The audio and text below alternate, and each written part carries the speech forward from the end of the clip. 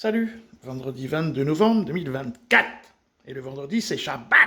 Bon, bah tiens, justement, en parlant de Shabbateux, alors là, on va discuter un petit peu, enfin, c'est surtout elle, hein, Chabot, là, elle a fait un sujet, je ne sais pas si vous vous en souvenez, pour les plus assidus, je vous avais parlé des premiers ministres.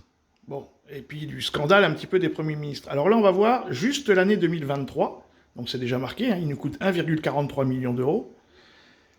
Et ça va être détaillé, un peu plus que ce que j'avais fait, donc c'est parti. De cette étude parlementaire, voilà, ils ont coûté en 2023, vous le voyez, 1,43 million d'euros. C'est 11% de plus qu'en 2022. On n'a pas encore les chiffres de 2024. Il y aura d'ailleurs 2 anciens premiers ministres de plus. Il y en a 4 de plus depuis Emmanuel Macron. Alors ça fait beaucoup, 11%. C'est ça qui émeut un tout petit peu, effectivement, notre député qui a fait cette étude et présenté ce rapport. Alors, qu'ont-ils de plus à la sortie de Matignon?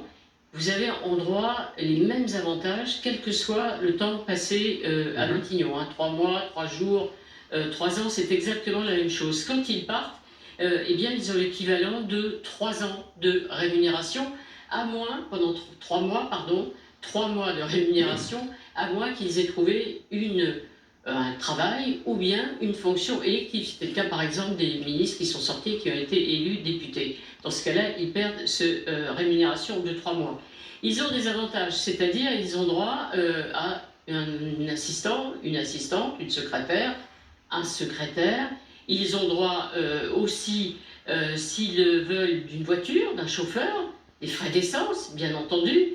Les frais de sécurité sont pris en charge directement par le ministre de l'Intérieur. À vie. Ah non, jusqu'à 67 ans, elle a dit. Qui sont liés à la fonction. Ce qui est intéressant, c'est quand on regarde les chiffres, Premier ministre par Premier ministre, on voit qu'ils n'ont pas tous dépensé la même chose. Alors il y a des anciens Premiers ministres qui sont plus dépensiers que d'autres. Allez, on dénonce, on regarde la liste. Les plus dépensiers, voilà, Bernard Cazeneuve, Dominique de Villepin, vous voyez, Jean-Pierre Raffarin et Lionel Jospin. Voilà. Et puis il y en a qui sont moins dépensiers.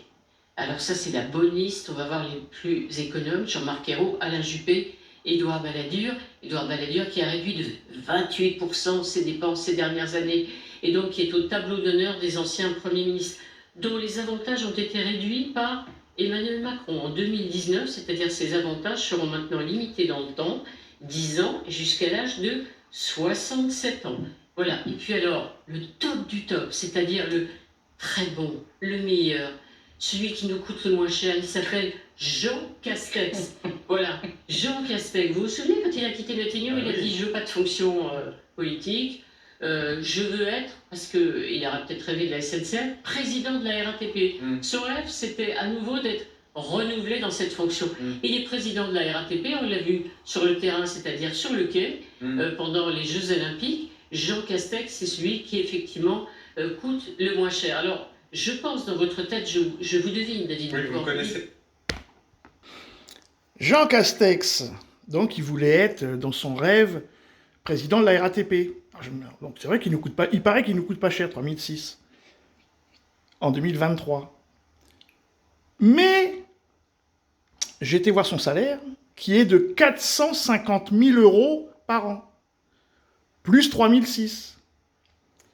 Salut les amis.